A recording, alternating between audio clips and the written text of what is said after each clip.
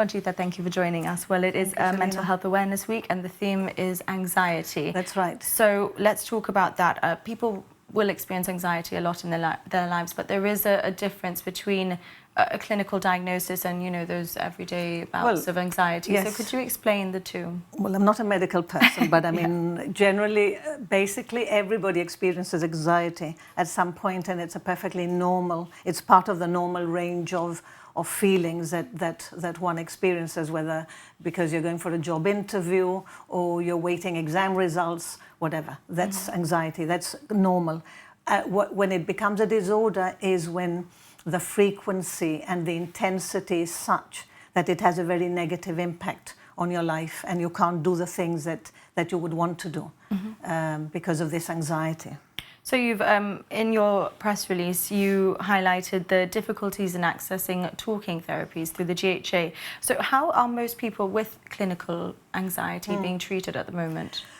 Well, I imagine that most of them, well, I don't know, I have to say, and this is part of the problem. Okay. I mentioned in the PR, we also mentioned the fact that there is no data, no local data available as to how many people have been diagnosed with anxiety, how many people are on medication. The only thing I can go on, for example, the latest figures we had was from Parliament in October 22, and where it came out that 139 people all in the whole of Gibraltar were getting some kind of therapy out of 1,846 people who were on medication. Obviously, we're not just talking here about anxiety, but that would be part of it.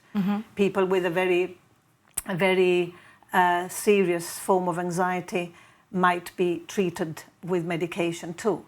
Whereas ideally, according to the literature available, talking therapies would be the best way forward in most cases. And is it that those figures are not made public, or we actually just don't have those numbers? I don't think they're made public. I think there is an attempt at the moment, as with a lot of other areas. I think they are trying to collate more of that information and have that data available.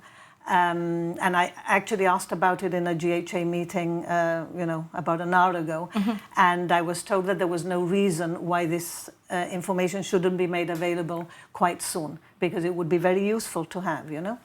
Well, you have also highlighted some of the work that is being done, for example, the appointment of a new clinical psychologist. Yes. So do we have any sense, of course it's new, it's just happened, but do you have any sense on how that might change some of the issues that you're highlighting? I've been told that obviously having one more clinical psychologist, I think there's funding for 5. Whether 5 is enough or not, that's another matter, but at the moment there are 4, and obviously having one more psychologist is going to make a big difference. And apparently also this particular psychologist is also going to have as a priority managing the whole structure of the waiting list and is going to try to reduce them. So that is also good news. We'll have to see what happens. And whilst people are waiting, there are also NGOs such as yourself, as well as GibSAMS, Clubhouse, Childline. They also offer an ear to the public. Of course, and I think it's very good that we have all these NGOs. I think that people nowadays, I hope that people, service users feel less isolated and less hopeless than they might have done 10 years ago or 15 years ago. Because I think there is a very general sense in society now, and in Gibraltar in particular, that it's something that we're talking about a lot, about mental health, and I think that people, I hope, feel that it is more of a network and a safety net than there was in the past.